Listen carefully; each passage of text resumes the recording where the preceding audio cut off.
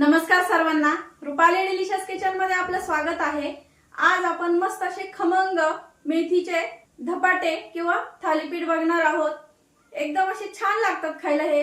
मुलं जर मेथी आवडीने खात नसतील तर तुम्ही या पद्धतीने त्यांना मेथी देऊ शकता। त्यांना कळणार पण नाही की तुम्ही थालीपीठांमध्ये मेथी टाकलेली आहे। अजिबात अशी मेथीची चव लागत नाही, त्यामध्ये खूप छान लागतात। व्हिडिओ स्किप न करता संपूर्ण बघा। चॅनलवर कोणी नवीन असाल तर चॅनलला जरूर सबस्क्राइब करा आणि व्हिडिओ माझा जास्तीत जास्त असा शेअर करा। सबस्क्राइबच्या शेजारी जे बेल आयकॉनचं बटन असतं ते प्रेस करा, म्हणजे व्हिडिओ पोस्ट केला की तुम्हाला लगेच नोटिफिकेशन येतील। तर मग चला आता साहित्य बघूया आणि रेसिपीला सुरुवात करूया। मेथीच्या थालीपीठाचं जे साहित्य आहे ते बघूया। मेथीची भाजी एक गड्डी घेतली आहे, छान अशी निवडून आणि बारीक कट करून घेतली आहे। मोठ्या साईजचा एक कांदा, थोडीशी कोथिंबीर, बाजरीचं पीठ घेतलंय, ह्या वाटीचं प्रमाण घेतलंय। 2 वाट्या बाजरीचं पीठ, तुम्ही इथं ज्वारीचं पीठ ही घेऊ शकता।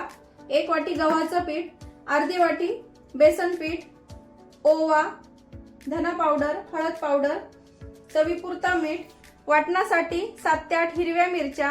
हिरव्या मिरच्या कमी अधिक करू शकता, तुम्ही किती तिखट खाता त्यानुसार। लसणाच्या 8 ते 10 पाकळ्या, अर्धा इंच आलं आणि अर्धा चमचा जिरं घ्यायचंय वाटणामध्ये, त्यामुळे छान अशी थालीपीठ अशी छान खमंग लागतात। आता वाटण वाटून घेऊया। आधी मिरच्या घेतल्या आहेत आणि सर्व साहित्य आपण एकत्रच वाटून घेणार आहे। थोडंसं पाणी टाकून एकदम असं बारीक वाटून घ्यायचंय आपल्याला वाटण, म्हणजे मिरची मधल्या ज्या बिया असतात त्या दाताखाली येत नाही आणि चांगलं लागतं थालीपीठ खायला। तर हे बघा असं बारीक वाटून घेतलंय। आता पीठ भिजवून घेऊया। सर्वात आधी आपण सगळे पीठ टाकून घेऊया। बाजरीचं, गव्हाचं आणि बेसन पीठ टाकून घेतलंय।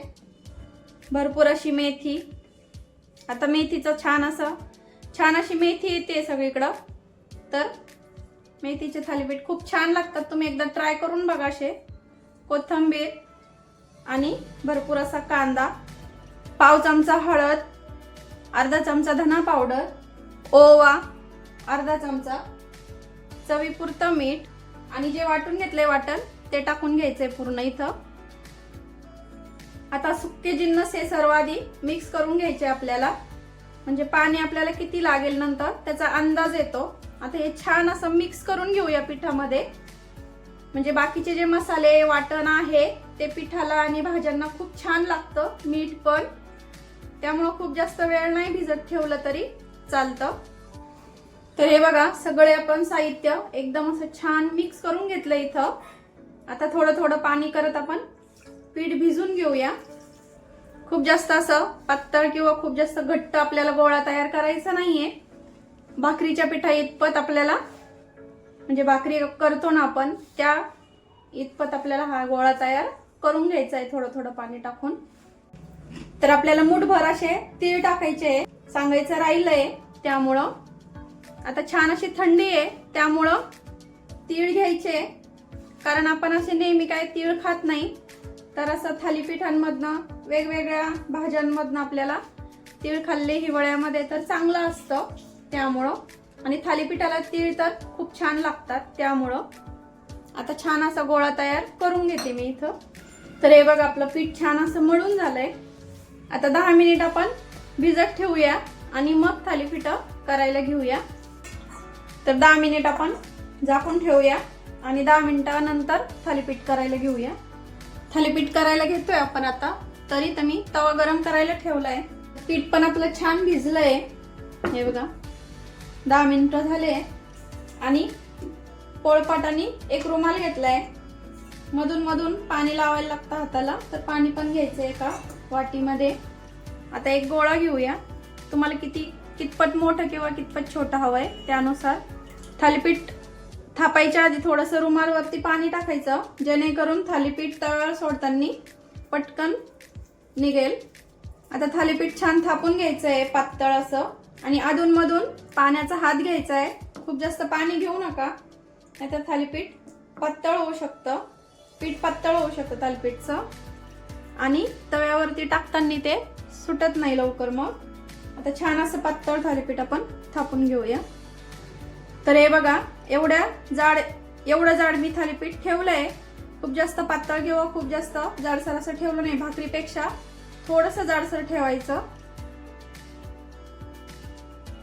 असे मध्ये छान असे होल पाडून घ्यायचे, म्हणजे तेल सोडलं की थालीपीठ असं छान खमंग भाजल्यात जातं. आता थालीपीठ आपण तव्यावर टाकणार आहे, तर ही साईड अशी धरायची आणि मग टाकायचं. आता टाकून घेऊया. आता मी तेलामध्ये थालीपीठ भाजणार आहे, त्यामुळे इथं तेल लावून घेते तव्याला. पहिल्या थालीपीठला थोडं जास्त तेल लागतं, कारण ते चिपकण्याची शक्यता असते तव्याला, म्हणून छान असं स्प्रेड करून घेऊया. आता या पद्धतीने धरून आणि अलगद असं थालीपीठ तव्यावर सोडून घ्यायचंय. अजिबात चिपकलं नाहीये बघा. आणि साईडनी थोडंसं तेल सोडायचं आणि आपण हे जे होल करून घेतले आहेत यामध्ये पण सोडायचं, म्हणजे असं थालीपीठ छान असं खमंग भाजलं जातं. आता गॅस मध्यम करायचा आहे आणि झाकण ठेवून थालीपीठ आपल्याला भाजून घ्यायचं आहे. झाकण ठेवलं तर वरून असं थालीपीठ छान, थालीपीठची जी वरची साईड असते ती सुकत नाही आणि असं खाताना घशामध्ये अडकल्यासारखं होत नाही. त्यामुळं झाकण ठेवायचं. छान असं खमंग भाजून घेऊया. आता 1.5 ते 2 मिनिट लागतात भाजण्यासाठी खालची साईड. 1.5 ते 2 मिनिट झाले, बघूया आता. तर हे बघा अशी ओलसर होते वरची साईड, त्यामुळे थालीपीठ खायला असं सुक्क लागत नाही. आता बघूया शेकलंय का खालच्या साईडनी. तर हे बघा छान असं तांबूस रंगावरती आलंय आपलं थालीपीठ आणि छान असं खमंग भाजल्यात गेलंय. आता दुसरी साईड पण आपण अशीच भाजून घेऊया. आणि थालीपीठ पलटून घेतलं, कुठलंही थालीपीठ असू देत, पलटून घेतलं की झाकण नाही ठेवायचं. आता ही साईड आपल्याला अशीच भाजून घ्यायची आहे, झाकण न ठेवता. आता मध्यमच ठेवायचा गॅस, म्हणजे छान आतपर्यंत ते शिजतं. आता पहिलं थालीपीठ भाजतंय तोपर्यंत आपण दुसरं पण थापून घेऊया. आधी सारखीच प्रोसेस करायची. पाण्यात थोडासा रुमाल बुडवून घ्यायचा थालीपीठ टाकल्याच्या नंतर, म्हणजे त्याला जे थोडंसं पीठ लागलेलं असतं ते धुवून निघतं आणि दुसरं थालीपीठ चिपकत नाही कपड्याला. आता थोडंसं पाणी टाकून घेतलंय रुमालवरती पुन्हा.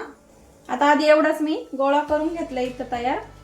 आणि छान असं पातळ आपल्याला हे थापून घ्यायचंय. अधूनमधून थोडंसं पाणी घ्यायचं हाताला.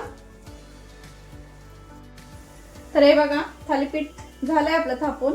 पहिलं थालीपीठ भाजेपर्यंत दुसरं पण आपलं थापून होतं, पटपट होतं. आता पहिल्याकडे आपण जाऊया. तर दुसरी साईड पण छान अशी शेकल्यात गेली आहे, बघू शकता. छान अशी क्रिस्पी झाली आहे वरची साईड आणि आतून पण छान शिजलंय. आता काढून घेऊया. तर एखाद्या जाळीवर काढलं तरी चालेल. आता दुसरं पण आपण अशाच पद्धतीने शेकून घेणार आहे. आधी सारखंच आता थोडंसंच टाकायचं तेल, खूप जास्त तेलाची गरज नाहीये. आधी सारखंच असा रुमाल धरायचा आणि अलगद सोडायचा. साईडनी थोडंसं तेल, तुम्ही तर बटर तूप याचा पण वापर करू शकता किंवा ऑइल फ्री ही खूप छान लागतात. कोणी डाएटवर असतील तर ऑइल फ्री केले तरी चालेल, डाएटला पण चालतात हे थालीपीठ. आता झाकण ठेवायचंय, मध्यम गॅस ठेवायचा आणि आधीच्या थालीपीठ सारखंच शेकून घ्यायचं आहे. आता डायरेक्ट सर्व करतानाच दाखवते तुम्हाला. तर आपलं दुसरं पण थालीपीठ इथं रेडी झालंय खाण्यासाठी. त्यासोबत असं दही आणि असे गरमागरम थालीपीठ तर एकच नंबर बेत होतो. छान अशी आता मेथी येते हिरवीगार अशी. मुलं जर मेथी खात नसतील तर या प्रकारे तुम्ही त्यांना असं थालीपीठ मधनं तुम्ही त्यांना मेथीची भाजी खाऊ घालू शकतात, कारण मेथीची भाजी चांगली असते, रक्त शुद्ध करते. तर रेसिपी कशी वाटली ते कमेंट करून नक्की सांगा आणि रेसिपी नक्की ट्राय करून बघा. तर बघितले ना तुम्ही किती छान असे एकदम असे झटपट बनणारे थालीपीठ आहे. तुम्ही मुलांना हे डब्याला पण देऊ शकता, अतिशय पौष्टिक आहे. तर रेसिपी तर आवडलीच असेल, त्यामुळे लाईक शेअर सबस्क्राईब करायला विसरू नका. रेसिपी नक्की ट्राय करा, कारण घरचं जेवण हे खरंच स्वादिष्ट असतं. अशाच नवीन छान छान रेसिपींसोबत पुन्हा भेटूया. तोपर्यंत धन्यवाद.